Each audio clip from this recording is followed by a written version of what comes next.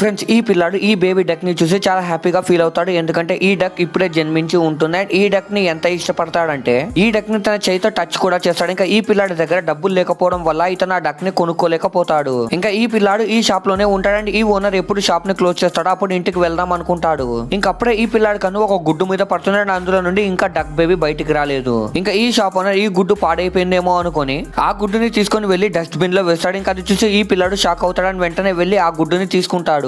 And ఈ పిల్లాడు ఆ గుడ్డుని తీసుకొని తన కోట్లో పెట్టుకుంటాడు. ఎందుకంటే గుడ్డు హీట్ గా ఉండడం కోసం. ఇంకా తన తండ్రితో ఇంటికి వచ్చేస్తాడు. ఇంకా ఈ పిల్లాడు ఒక ట్రే తీసుకొని అందులో టిష్యూ పేపర్స్ ని పెట్టి ఆ గుడ్డుని అక్కడ పెట్టి లైట్ ని ఆ గుడ్డు మీద పెడతాడు. ఆ హీట్ వల్ల బేబీ డాక్ బయటికి వస్తుంది అనుకుంటాడు. కానీ ఎంతసేపు వెయిట్ చేసినా కానీ అందులో నుండి బేబీ బయటికి రాదు. ఇంకా ఈ పిల్లాడు 2 రోజుల నుండి వెయిట్ చేస్తూ ఉంటాడు. కానీ ఆ గుడ్డులో నుండి బేబీ బయటికి రాదు. అండ్ ఆ గుడ్డు మీద వాటర్ కూడా వేస్తాడు. ఎందుకంటే ఆ గుడ్డుని మాయిశ్చరైజర్ గా ఉంచడం కోసం. ఇంకా అప్పుడే వీళ్ళ నాన్న ఈ పిల్లాన్ని పిలుస్తాడని వీళ్ళు క్యాంపింగ్ కోసం వెళ్తూ ఉంటారు. అండ్ అప్పుడే ఈ గుడ్డుకి ఏం జరిగిందో చూసే ముందు మీకు ఈ డబ్బుల కంటే మీ అమ్మ ప్రేమ గొప్పదని భావిస్తే వీడియోని లైక్ చేసి ఛానల్ ని సబ్స్క్రైబ్ చేసుకొని కమెంట్ లో లవ్ యూ మా అని టైప్ చేయండి. చివరికి ఇతను వెళ్లే టైంకి ఆ గుడ్డు కదులుతూ ఉంటుంది. తర్వాత ఏం జరిగిందో తెలియాలంటే పార్ట్ 2 అని కామెంట్ చేయండి.